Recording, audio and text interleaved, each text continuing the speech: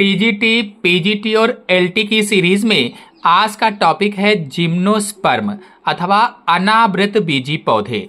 तो पहले जिम्नोस्पर्म पर थ्योरी समझाएंगे और इसके बाद मोस्ट इंपॉर्टेंट एमसीक्यू आपको समझाएंगे। तो चलिए पहले थ्योरी को चित्रों के माध्यम से समझा देते हैं। यहाँ पर एक अनावृत बीजी पौधा को बनाया गया है, यानी एक जिम्नोस्पर्म साइकस को बनाया गया है। आपको बता दें कि जिम्नोस्पर्म का मतलब क्या होता है या अनावृत बीजी का मतलब क्या होता है। तो अनावृत बीजी का मतलब होता है नग्न बीज, नग्न बीजी पौधे, नग्न बीजी पौधे। और अंग्रेजी में कहें तो नेक्ड सीडेड प्लांट्स। नग्न बीजी पौधे का मतलब है जब बीज किसी फल में बंद नहीं होते हैं, नग्न रहते हैं, बिना फल के रहते हैं। जब बीज किसी फल में बंद ना हो तो ऐसे पौधों को नग्न बीजी पौधे कहा जाता है या नेक्ड सीडेड प्लांट कहा जाता है। तो जो अनावृत बीजी है इसका अर्थ हुआ नग्न बीजी पौधे, या जो जिम्नोस्पर्म है इसका अर्थ हुआ नेक्ड सीडेड प्लांट। आपको बता दें कि जो जिम्नोस्पर्म है या अनावृत बीजी पौधे होते हैं, इनकी लगभग 900 जातियां विश्व के ठंडे प्रदेशों में, विश्व के ठंडे प्रदेशों में पाई जाती हैं। इनकी लगभग 900 जातियां विश्व के ठंडे प्रदेशों में पाई जाती हैं। अब अगर भारत की बात की जाए कि भारत में कहाँ कहाँ पाई जाती हैं, तो भारत में हिमालय ले लीजिए, हिमालय पर्वत पर व अन्य हिमालय पर्वत व अन्य पर्वतीय यहाँ होगा अन्य पर्वतीय प्रदेशों में पाई जाती हैं। भारत में हिमालय व अन्य पर्वतीय प्रदेशों में जिम्नोस्पर्म या अनावृत बीजी की जातियां पाई जाती हैं। और आपको बता दें जो साइकस है, साइकस गिंगो बाइलोबा, साइकस गिंगो बाइलोबा एक अनावृत बीजी पौधा है या जिम्नोस्पर्म प्लांट होता है। साइकस गिंगो बाइलोबा और सिकुआ इनको जीवित जीवाश्म कहा जाता है। याद रखेंगे, जीवित जीवाश्म कहा जाता है। इन्हें क्या कहा जाता है? जीवित जीवाश्म कहा जाता है, या अंग्रेजी में कहें तो लिविंग फॉसिल्स कहा जाता है। लिविंग फॉसिल्स कहते हैं इनको। साइकस गिंगो बाइलोबा और सिकुआ को जीवित जीवाश्म कहा जाता है। अब जीवित जीवाश्म का अगर मतलब पूछा जाए कि जीवित जीवाश्म का मतलब क्या होता है, तो जीवित भी होते हैं और जीवाश्म के रूप में भी होते हैं, उन्हें ही जीवित जीवाश्म कहा जाता है। जीवित भी हो और जीवाश्म के रूप में भी हो तो उन्हें ही क्या कहते हैं? लिविंग फॉसिल्स कहते हैं या जीवित जीवाश्म कहा जाता है। आपको बता दें कि जो सिकुआ इसमें हमने बताया है अभी ऊपर, सिकुआ इसकी एक जाति है, सिकुआ समपरवायरेंस। ये जो जाति है, ये जो सिकुआ समपरवायरेंस पौधा है, ये विश्व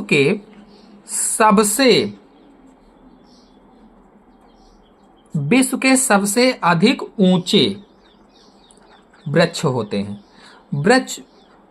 विश्व के सबसे अधिक ऊंचे वृक्ष होते हैं।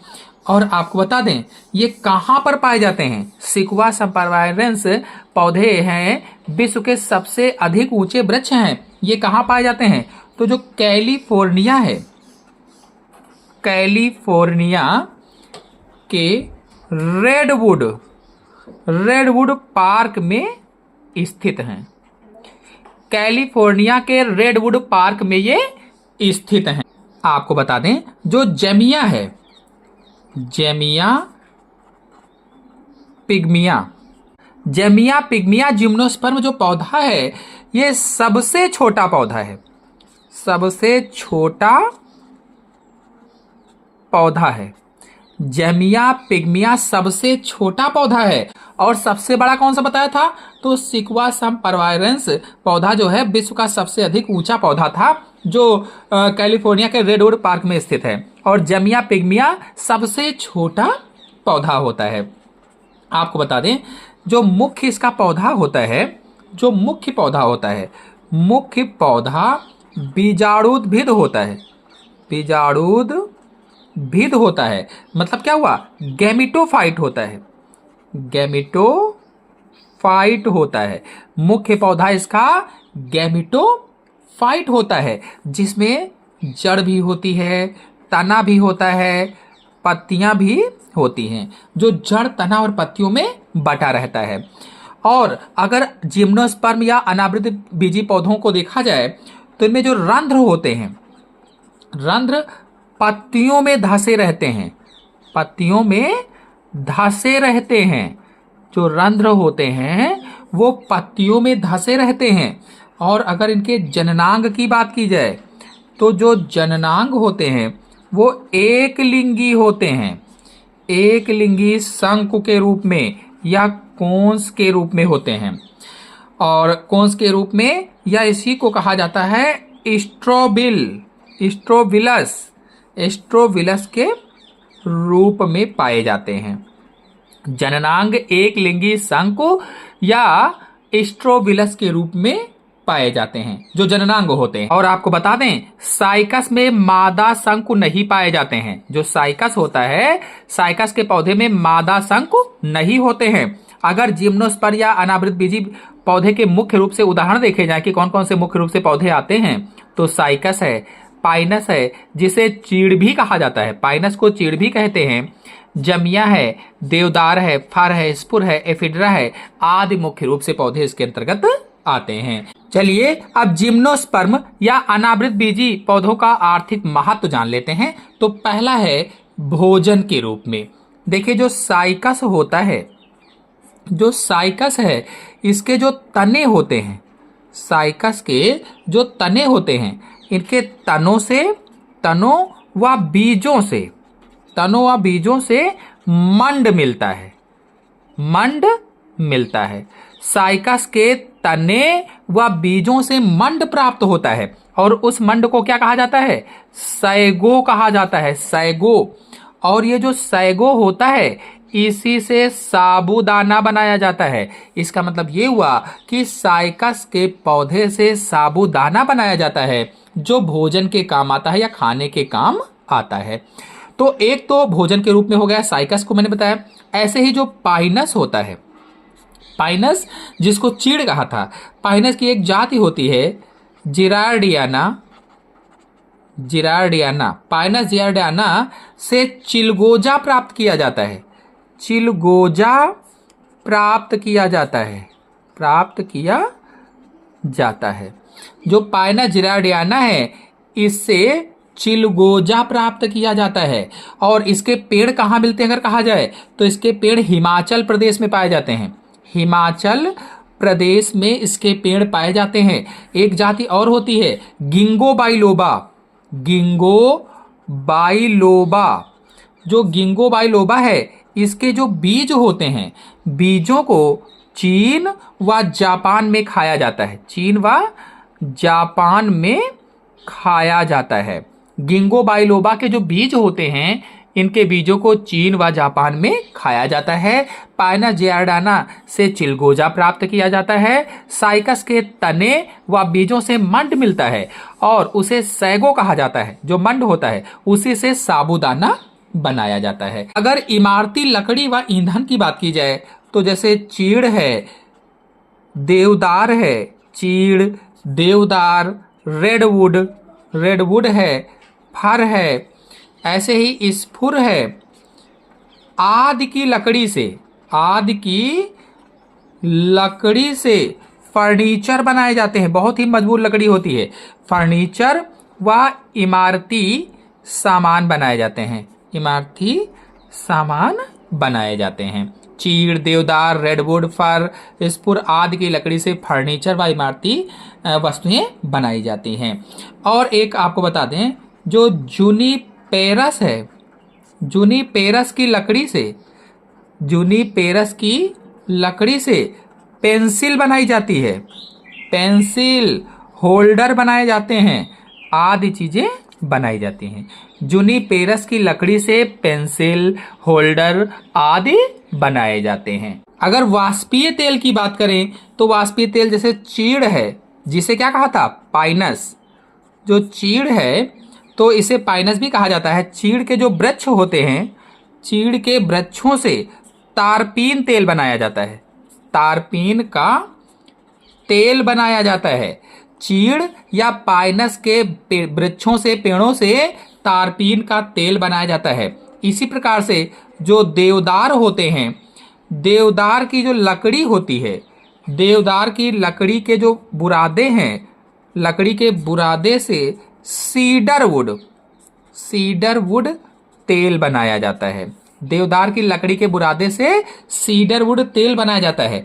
ऐसे ही जो जूनिपर है, जूनिपर से जूनिपर का तेल बनाया जाता है। जूनिपर का तेल बनाया जाता है या तेल प्राप्त होता है। जिनका प्रयोग क्या करते हैं, जिनका प्रयोग रंग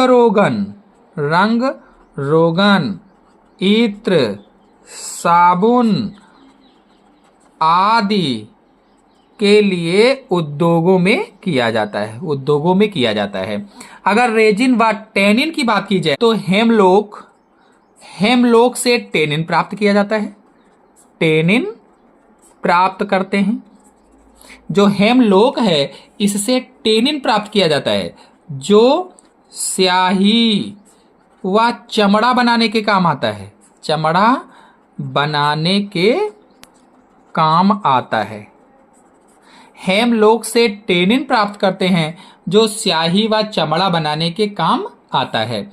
इसी प्रकार से एगेथिस से प्राप्त जो टैनिन होता है, एगेथिस से प्राप्त जो टैनिन है, इससे वर्निश बनाया जाता है या ये वर्निश बनाने के काम आता है। एगेथिस से प्राप्त टैनिन वर्निश बनाने के काम आता है। इसी प्रकार से जो पाइनस सक्सिनोफेरा है, पाइनस सक्सिनोफेरा है, ये याद रखेंगे। पाइनस सक्सिनोफेरा को जीवित जीवाश्म कहा जाता है। पाइनस सक्सिनोफेरा को जीवित जीवाश्म कहते हैं, जिससे फॉसिल रेजिन प्राप्त किया जाता है। और रेबीज बालसेमिया से कनाडा बाल्सम प्राप्त होता है।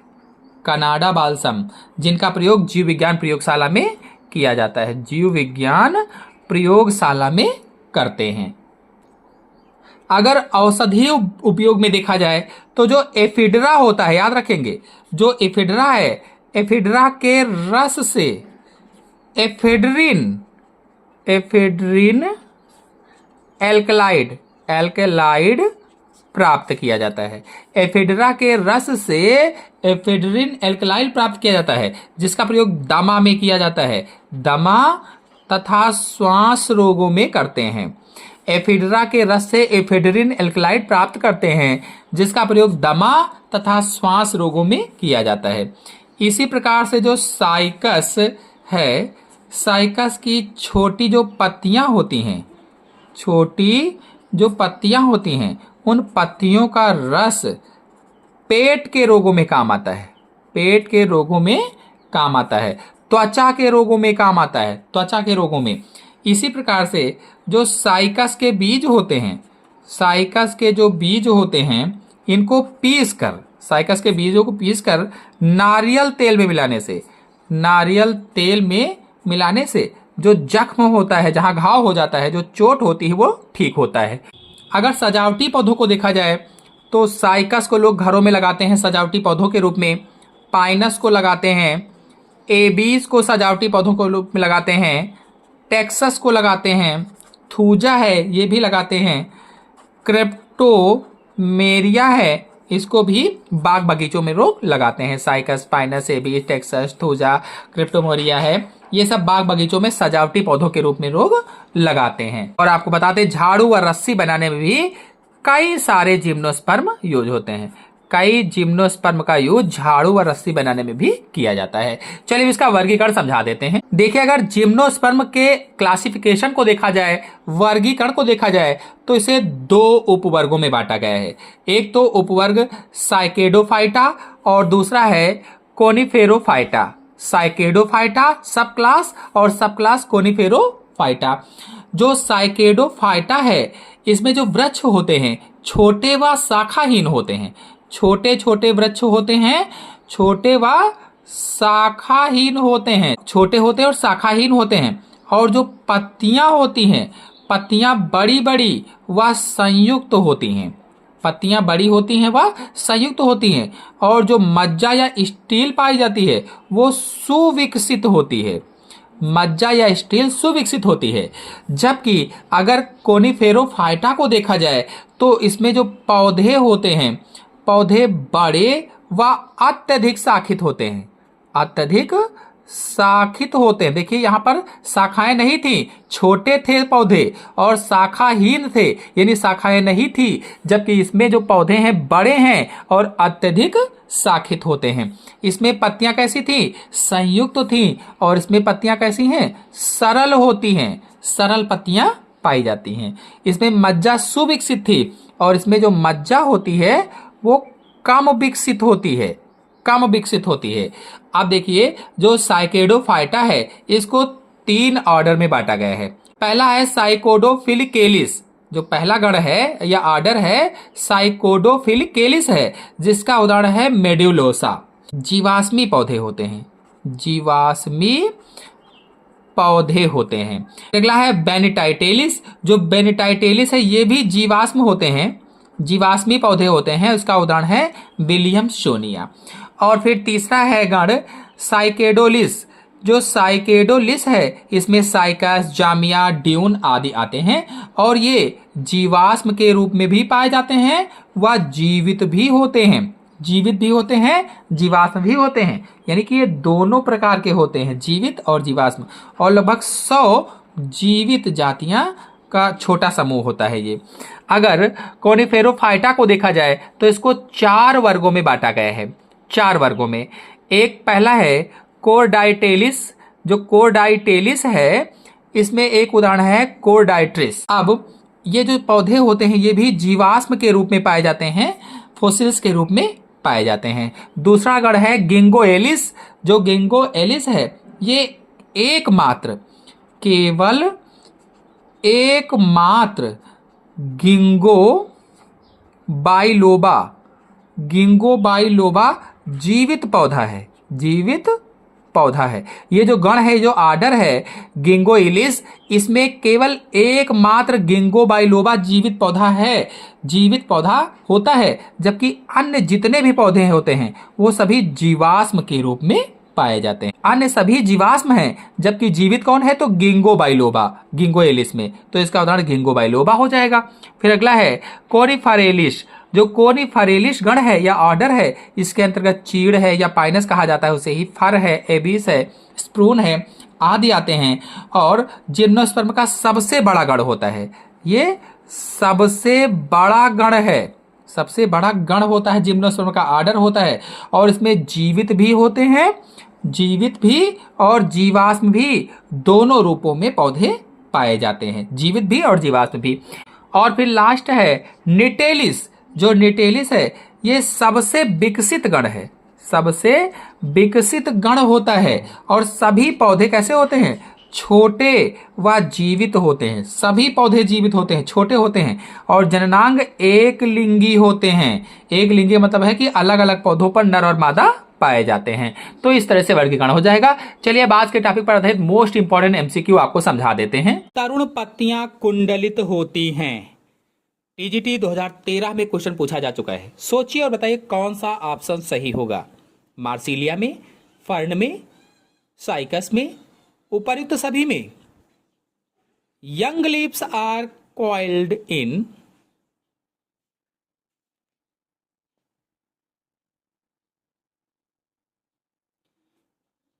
तो आंसर सही होगा इसमें से डी, उपर्युक्त सभी में, यानी मार्सिलिया में भी, फर्न में भी और साइकस में भी तरुण पत्तियां कुंडलित होती हैं। नेक्स्ट क्वेश्चन है साबूदाना प्राप्त होता है। टीजीटी 2013 में क्वेश्चन पूछा जा चुका है कि sago grains are obtained from, Cycas से, पाइनस से, फर्न से, मांस से। चार ऑप्शन आपके सामने दिए गए हैं, सोचिए और बताइए साबूदाना किससे प्राप्त होता है। अभी मैंने थ्योरी में समझाया भी था।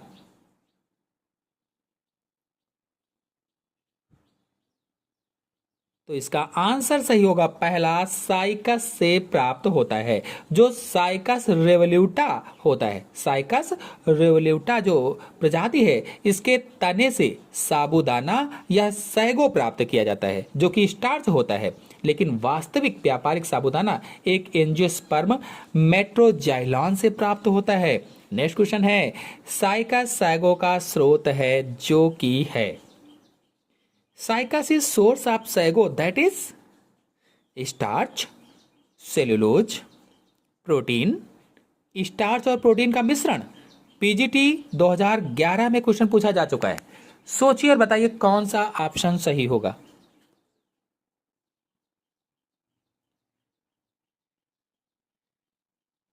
तो ऑप्शन सही होगा इसमें पहला, स्टार्च से। तो देखिए 4 नंबर का क्वेश्चन सेम है, इसलिए इसको हटा देते हैं। 5 नंबर के क्वेश्चन पर आते हैं। अनावृत बीजी किसकी उपस्थिति से आवृत बीजी में विभक्त किए जा सकते हैं। पीजीटी 2013 में क्वेश्चन पूछा जा चुका है। पत्तियों, नग्न बीजों, फूलों, तनों। Gymnosperm can be separated from angiosperm by whose presence. सोचिए और बताइए, अभी थ्योरी में आपको समझाया भी था।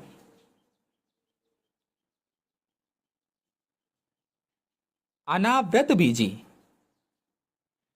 यानी जिम्नोस्पर्म। आपको बता दें इसमें आंसर सही होगा बी, नग्न बीजों की उपस्थिति से। जो नग्न बीज हैं ये अनावृत बीजी पौधों में पाए जाते हैं। नेक्स्ट क्वेश्चन है, जिम्नोस्पर्म हैं बीजी पौधे, द्विबीजपत्री पौधे, नग्न बीजी पौधे, ये सभी पीजीटी 2011 में क्वेश्चन पूछा जा चुका है। तो हम सभी लोग जानते हैं जो जिम्नोस्पर्म होते हैं वे नग्न बीजी पौधे होते हैं। नेक्स्ट क्वेश्चन है, एफिड्रा निम्नलिखित में से किस समूह का पौधा है। Ephedra belongs to which of the following group of plants. PGT 2013 में क्वेश्चन पूछा जा चुका है। तो आंसर सही होगा इसमें से अनावृत बीजी या जिम्नोस्पर्म बी वाला।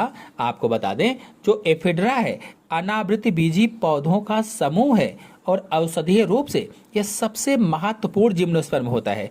इससे एफेडरिन नामक औषधि प्राप्त की जाती है या एफेडरिन नामक दवा प्राप्त की जाती है, जैसा कि थ्योरी में भी आपको समझाया था, जिसका प्रयोग खांसी, जुकाम, दमा आदि में किया जाता है। नेक्स्ट क्वेश्चन है, औषधीय रूप से सबसे महत्वपूर्ण जिम्नोस्पर्म है। देखिए उसी क्वेश्चन को किस तरह से घुमाकर पूछा जाता है। तो इसका आंसर सही होगा डी वाला, एफिड्रा। नेक्स्ट क्वेश्चन है, प्रोकैरियोटिक स्वापोषी नाइट्रोजन स्थिरीकरण सहजीवी पाया जाता है। बीपीएससी 2023 में क्वेश्चन पूछा जा चुका है। कौन सा ऑप्शन सही होगा, सभी लोग कमेंट बॉक्स में इसका आंसर देंगे। नेक्स्ट क्वेश्चन है, प्रवाल मूल निम्न में से किस पौधे में पाई जाती है। कॉरेलॉइड रूट किस में पाई जाती है। In which plant coralloid root are found. PGT 2013 में क्वेश्चन पूछा जा चुका है। तो आंसर सही होगा इसमें सी, साइकस में प्रवाल मूल या कॉरेलॉइड रूट पाई जाती है और इसकी आंतरिक संरचना लगभग सामान्य जड़ की तरह ही होती है। नेक्स्ट क्वेश्चन है, कॉरेलॉइड जड़ें पाई जाती हैं। टीजीटी 2005 में क्वेश्चन पूछा जा चुका है। कॉरेलॉइड जड़ें पाई जाती हैं किसमें, कौन सा आंसर सही होगा। तो आंसर सही होगा इसमें से सी, साइकस में कॉरेलॉइड जड़ें पाई जाती हैं। नेक्स्ट क्वेश्चन है, एक अनावृत बीजी की पत्ती में 16 गुणसूत्र हैं, इसके भ्रूण पोष में कितने गुणसूत्र होंगे। पीजीटी 2010 में क्वेश्चन पूछा जा चुका है। There are 16 chromosome in the leaf of a gymnosperm, how many chromosome would occur in its endosperm. कौन सा ऑप्शन सही होगा।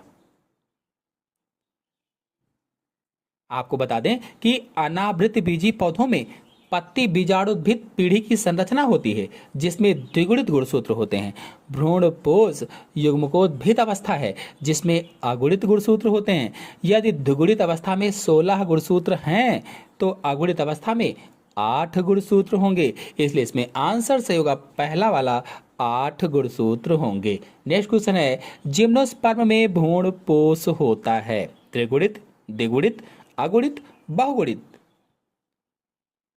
The endosperm of gymnosperm is triploid, diploid, haploid, polyploid.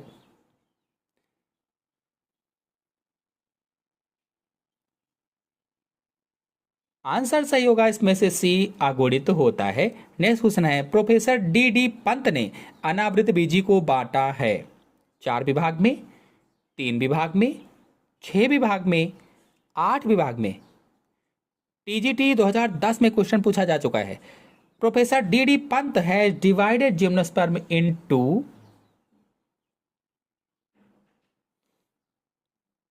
Option सही होगा इसमें से बी, 3 विभाग में। नेक्स्ट क्वेश्चन है, साइकस रेवोल्यूटा बहुधा उगाया जाता है, किस रूप में उगाया जाता है? सोचिए और बताइए। अभी मैंने थ्योरी में समझाया था इसको।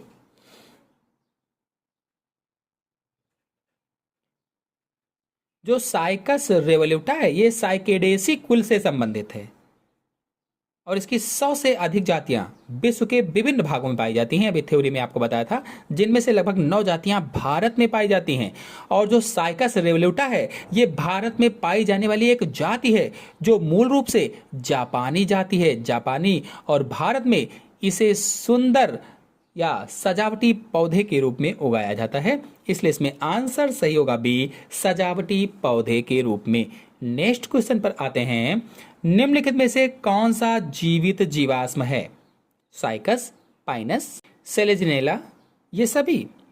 पीजीटी 2011 में क्वेश्चन पूछा जा चुका है, जीवित जीवाश्म कौन सा है? अभी इस चीज को मैंने थ्योरी में बताया था। जीवित जीवाश्म साइकस, पाइनस कौन है दोनों में से? तो ऑप्शन सही होगा पहला, साइकस। जो साइकस है और जिंगोगो बाइलोबा है, सिकोया है, ये पौधे जीवित जीवाश्म या लिविंग फॉसिल्स कहलाते हैं क्योंकि ये पौधे कम संख्या में पाए जाते हैं और इनके जीवाश्म भी मिलते हैं। नेक्स्ट क्वेश्चन पर आते हैं, साइकस के बीजांड में निम्नलिखित ऊतकों में से कौन सा हैप्लाइड है? टीजीटी 2016 में क्वेश्चन पूछा जा चुका है। 4 ऑप्शन आपके सामने दिए गए हैं। ऑप्शन सही होगा इसमें से सी, भ्रूणपोष। नेक्स्ट क्वेश्चन है, इन्वर्टेड ओमेगा के आकार के संवहन पोल रिंग पाए जाते हैं। Inverted omega shaped ring of vascular bundle is found in. TGT 2010 में क्वेश्चन पूछा जा चुका है। आपको बता दें कि साइकस के पौधे की जो पत्ती होती है, पौधे की पत्ती के रैकिस भाग में संवहन बंडल इस प्रकार व्यवस्थित होते हैं कि ये एक इन्वर्टेड ओमेगा आकार में दिखाई देते हैं, जैसे ओमेगा होता है, इसलिए इसमें आंसर सही होगा पहला, साइकस के रैकिस में। नेक्स्ट क्वेश्चन पर आते हैं, निम्नलिखित में से कौन सी जाति हैप्लोजाइलान और डिप्लोजाइलान नामक 2 उपजातियों में बांटी गई है? Which of the following genus has been divided into 2 subgenera named Haplogylan and Diplogylan?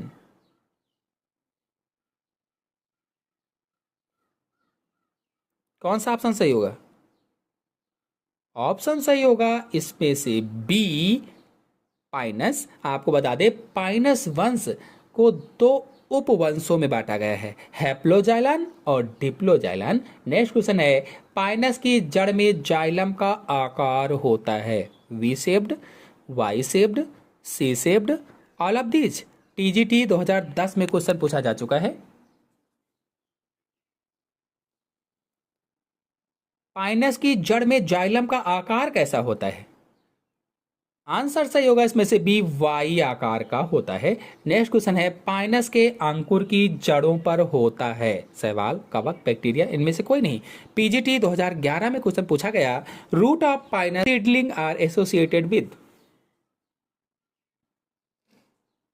आपको बता दें जो पाइनस है, पाइनस के जो रूट हेयर होते हैं बहुत कम विकसित होते हैं, बहुत कम विकसित। और जड़ की बाह्य जो सतह होती है उस पर कवक तंतुओं से एक लेयर ढकी रहती है या फंगल हाइफी पाई जाती है, जिसे कवक मोल कहा जाता है या माइकोराइजा कहा जाता है। इसलिए इसमें ऑप्शन से होगा बी, कवक। नेक्स्ट क्वेश्चन है, पाइनस में बीजांड का प्रकार है। The type of ovule of Pinus is, बीजांड का प्रकार कौन सा है? तो आंसर सही होगा इसमें से बी, आर्थोट्रोपस प्रकार का होता है। नेक्स्ट क्वेश्चन है, पाइनस में परागकण किस अवस्था में स्फुटित होते हैं? टीजीटी 2021 में क्वेश्चन पूछा जा चुका है। पाइनस में परागकण किस अवस्था में स्फुटित होते हैं? आंसर सही होगा इसमें से सी, 4 कोशिकीय अवस्था में। नेक्स्ट क्वेश्चन है, किस जिम्नोस्पर्म में बीजांडधर सल्क होते हैं? विच जिम्नोस्पर्म हैज ओवलिफेरस स्केल्स? बीजांडधर सल्क किस में होते हैं? साइकस, पाइनस, एफिड्रा और इकेरिया। आंसर सही होगा इसमें से भी, पाइनस। नेक्स्ट क्वेश्चन है, पाइनस के बीजांडधर सल्क भाग होते हैं। कौन सा ऑप्शन सही होगा? ऑप्शन सही होगा इसमें से डी, मेगास्पोरोफिल। नेक्स्ट क्वेश्चन है, पाइनस का बीजांडधर सल्क निम्नलिखित में से किसका भाग होता है? तो हम सभी लोग जानते हैं ऑप्शन सही होगा इसमें से पहला, महाबीजाणुपर्ण या मेगास्पोरोफिल। नेक्स्ट क्वेश्चन है, पिक्नोजाइलिक काष्ठ पाई जाती है साइकस में, पाइनस में, बरगद में, सोरिया रोबस्ता में। Pycnoxylic wood is found in, pycnoxylic काष्ठ पाई जाती है। आंसर सही होगा इसमें से बी, पाइनस में। नेक्स्ट क्वेश्चन है, पाइनस की काष्ठ है सघन दारुक। The wood of Pinus is pycnoxylic. तो आज के अंक में इतना ही। आशा है आपको पूरा वीडियो अच्छी तरह से समझ में आ गया होगा। समझ में आ गया हो तो वीडियो को लाइक कीजिए, अपने सभी दोस्तों में शेयर कीजिए। चैनल पर पहली बार आए हैं तो चैनल को सब्सक्राइब भी कर लीजिए। धन्यवाद।